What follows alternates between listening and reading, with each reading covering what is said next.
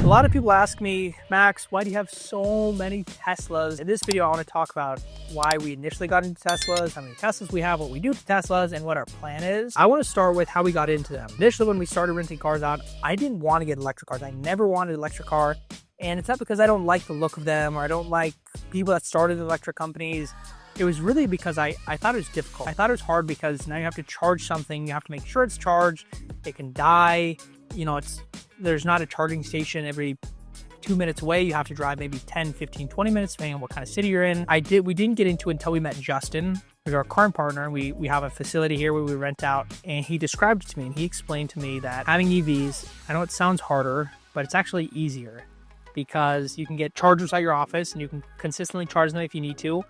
And what it does is not only do you have like control over the charging, but you also have control over the cars, meaning you can create like virtual access to it. The technology is much better. I'll just kind of leave it at that.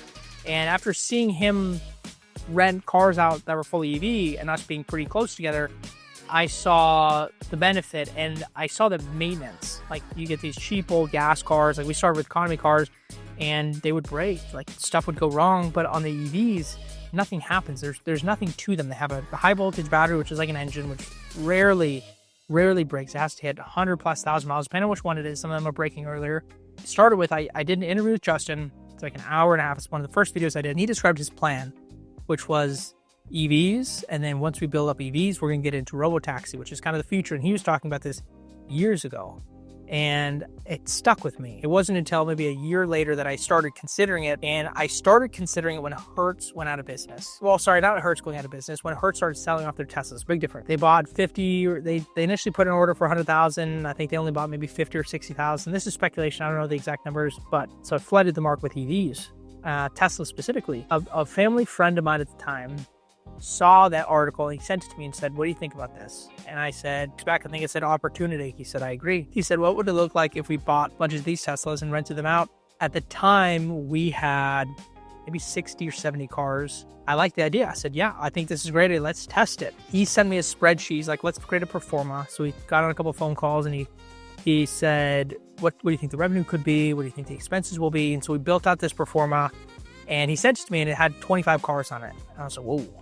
Like, that's a lot of cars for one investor. That'd be awesome. And then we kept talking about it. We kept working on the pro forma. And so we kept working on the pro forma. And then later he sent me a pro forma and he said this was kind of like the final one. He said, all right, the beginning stage is 250.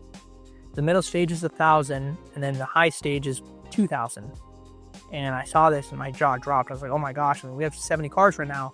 And you're talking about buying 1,000 to 2,000 cars. Like this just completely opened up my mind. I'm like, I don't even know how this is possible. I don't know how to get to 1,000 or 2,000 cars. So we started with 20 Hertz cars. And so I started by doing that. And I was like, this is hard. This is like, I don't have time to fully dedicate to just buying cars. And so calling around, I'm like, okay, there has to be a way to buy these. And so eventually took months. It actually took months to do this. So we created a relationship between Tesla Corporate and Manheim. So what Tesla does is they lease cars out, take the leases back. Now it's different, but at the time they would just send them to auctions, and auctions would sell them at like a 97% success rate. So really high, like they were having a lot of success at the auctions. And so we created a relationship with Tesla to where they'd say, okay, we're still going to facilitate through Manheim because it's easier. We like the relationship, but we're going to let you pre-buy them before they go to auction. We just need to make sure we're making, decent money on them. And so what we did was they'd send us a list of 100 to 200 cars. And they'd say, hey, take a look at this list and tell us which ones you want to buy and we'll tell you what they cost. And so they sent us the first list. It was probably 100 cars. I remember I picked like 30 out. And I sent it to them. They sent me pricing and we had to buy cars quickly. Like that was the intent. And so they were at good pricing. So we just greenlit them. We're like, okay, sounds good. Perfect. And so we bought them, got them shipped. And in the first, it probably took us a month and a half, maybe 10 lists, because we're only buying portions of them. We didn't want all of them. There's only certain ones with miles and years that we wanted. And so it probably took us 2-ish months and we were able to buy about 140. So it took us a couple months to buy and recon all the ones that were like broken, and we'd ship back the ones that were like total, because we had some, like we didn't see the cars before we bought them. And so we sent some back because they were just total losses. They had frame damage. But overall is pretty good. And then they got to the point where the Teslas were selling so well at the auctions, they decided to terminate that. And so that kind of brings us to today. But right now we're working on doing it's kind of changing by the day. We have a lot of conversations, but we're buying anywhere between 100 and 150 in one purchase. So we're buying 100 to 150 Teslas right now from a company in New York. And then once we buy them, we'll ship them here. I'm hoping it goes through. It could not.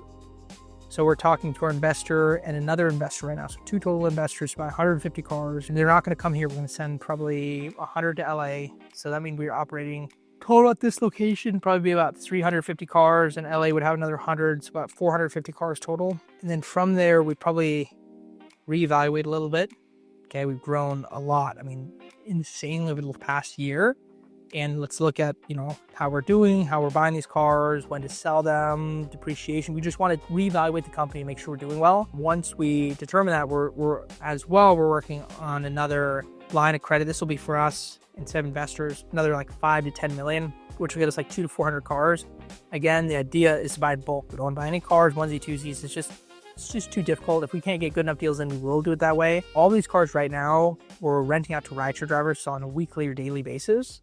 Average hold time is probably 14 to 20 days, give or take. It's slower right now, as in there's higher turnover. In the winter, we're hoping for like a month or a month and a half hold time, which would be great. And our intent is to build a rideshare program, which is, I like it because there's less ops that we have to do. So if you have a Turo company that's turning over every 3 days, 350 cars are turning over every 3 days, it's a lot of work you're doing every single day. I mean, you're talking about 100 to 200 reservations, maybe less, maybe 100 to 150 like check-in and check-outs every day. I mean, you have 4 full-time people going versus, a rideshare company where people are picking up, you're maybe getting rid of like 5 to 10 cars a day, and maybe you have like 5 or 10 cars coming back. Much more manageable. So it's much easier to project revenue. And so the intent, and this is part of what we talked about with Justin, is the reason we're buying Tesla specifically is robo-taxi. So our goal is to buy as many Teslas as we possibly can. Our goal by the end of the year, we should easily be over 500. I'd love to be closing in on 1,000. And all these cars are going to be for robo-taxi. So as soon as the software comes out, we can get rid of the middle person, which would be the renter, and they'll all be on the road. So we're pretty much going to go from a rental company / management company to a taxi company. Like, it'll be a big transition, but that was really the purpose of buying all these Teslas. And then we'll still have the rental side, which would be the higher end cars, which we really enjoy doing.